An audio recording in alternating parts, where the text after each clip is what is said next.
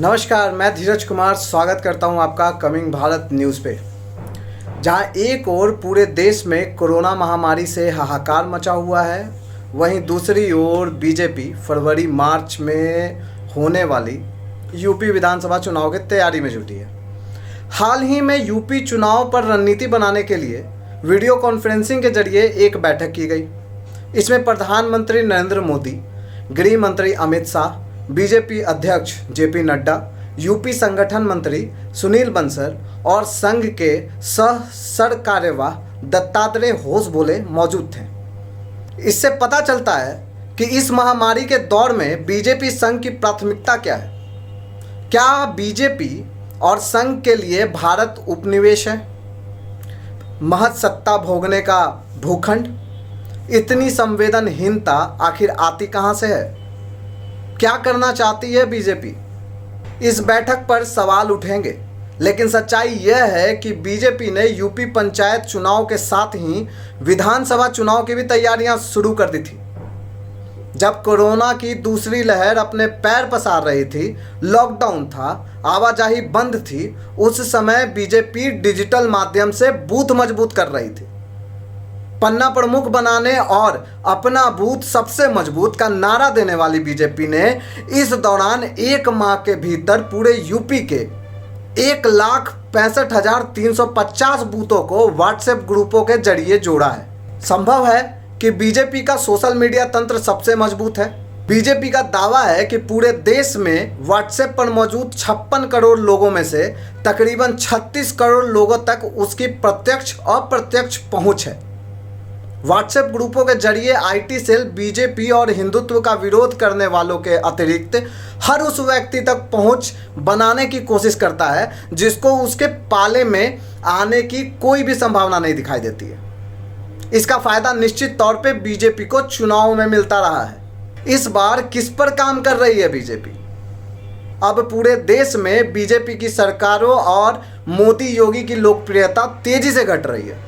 Corona संकट से निपटने में पूरी तरह से नाकाम बीजेपी समर्थक नोटबंदी, जीएसटी और मार्च 2020 के अनियोजित लॉकडाउन के बावजूद उसके साथ बना रहा।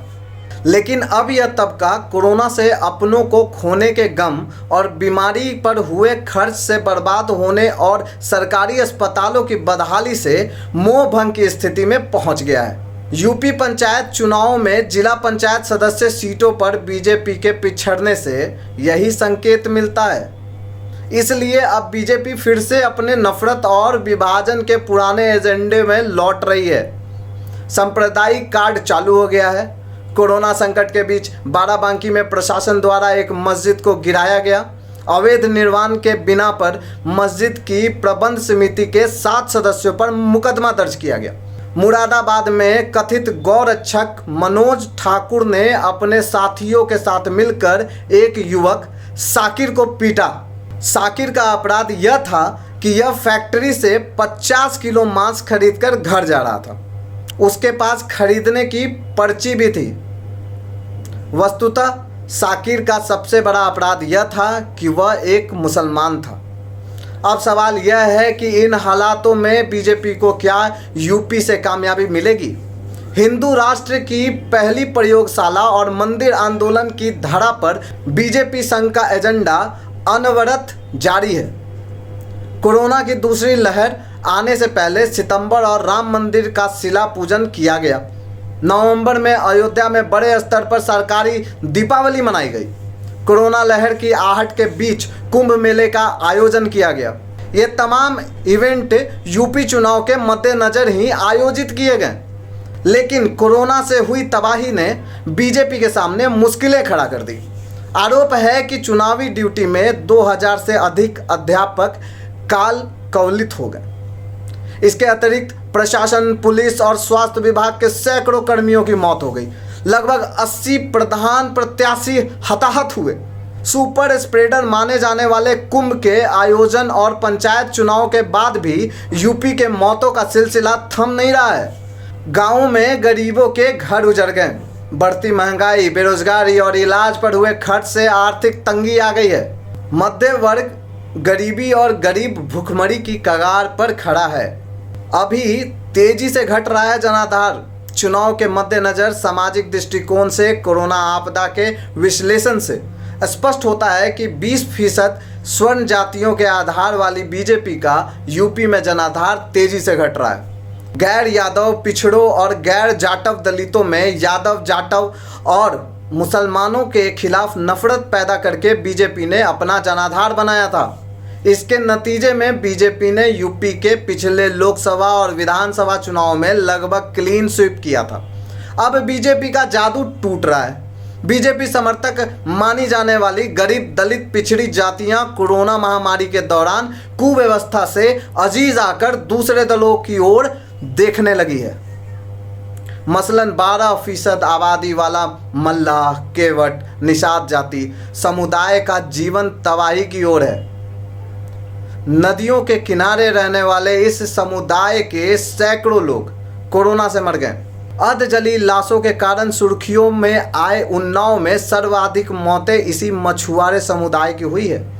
अब दूसरा संकट है, नदी में लाशों के बहने से इस समुदाय को संक्रमण का खतरा है। मछलियों की बिक्री नहीं होने से मछुआरों की जीविका भी खतरे में है। इससे बीजेपी के साथ जुड़ी रही इस जाति समुदाय का तेजी से मोह भंग हो रहा है। अंतर्राष्ट्रीय मेडिकल पत्रिका लेसेंट से लेकर द इकोनॉमिस्ट और न्यूयॉर्क टाइम्स जैसी दुनिया की मशहूर पत्र पत्रिकाओं में आपदा में नाकाम मोदी के गायब रहने पर तीखी टिप्पणियां लिखी जा रही हैं। बावजूद इसके सब चंगासी शैली में बेपरवाह मोदी महज संवेदना प्रकट करने का नाटक कर रहे हैं। बीजेपी संघ की राजनीतिक सक्रियता और संकट से जूझने के लिए कोई ठोस निर्णय न करना यह दर्शाता है कि मोदी के लिए दरअसल कोरोना कोई आपदा है ही नहीं। संघ प्रमुख मोहन भागवत की टिप्पणी भी गौरतलब है। ये मौतें उनके लिए सांसारिक जीवन मरण का चक्र है। 2024 में भी मोदी की हार निश्चित है। यह आपदा प्राकृतिक नहीं बल्कि स्वनिर्मित है। इसलिए ये मौतें नहीं बल्कि हत्याएं हैं। अनलिमिटेड पॉजिटिविटी भी इन हत्याओं की जिम्मेदारी से मुक्त नहीं कर सकती। गरीब, दलित, पिछड़ी जनता कहर बनकर टूटे इस अपराध और अपराधियों को खुली आंखों से देख रही है। इसलिए इस बार यूपी में तो नैया डूबेगी ही। 2024 में मोदी की हार की इबारत भी इसी सूरत हाल पे लिखी जाएगी। फिलहाल के लिए इतना ही।